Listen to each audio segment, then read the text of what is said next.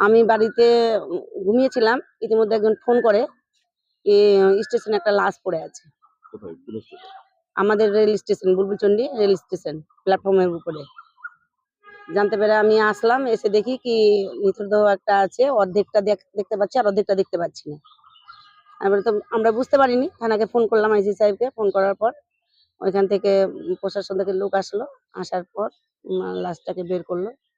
তাতে দেখা গেল গলা একটু কাটা আছে। আমার মনে হয় কি এটা পরিকল্পনাভাবে মার্ডার হয়েছে। মানে বাইরের? এখনো চিনতে পারিনি। কেউ চিনতে পারেনি?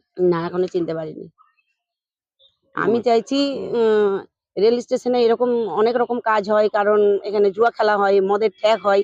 এখানে যদি একটা সিসিটিভি ক্যামেরা দেয়, আমার মনে হয় খুব ভালো হয়। এই দুষ্কর্ম থেকে মেয়েরা মুক্তি পায়।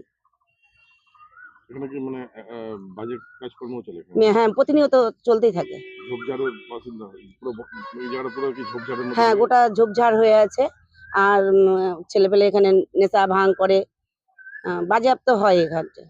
বাইরের কাজ হয়? হ্যাঁ, তো আপনি কি মনে হচ্ছে এটা কি কোন পরিকল্পনা কোন? হ্যাঁ, পরিকল্পনাভাবে।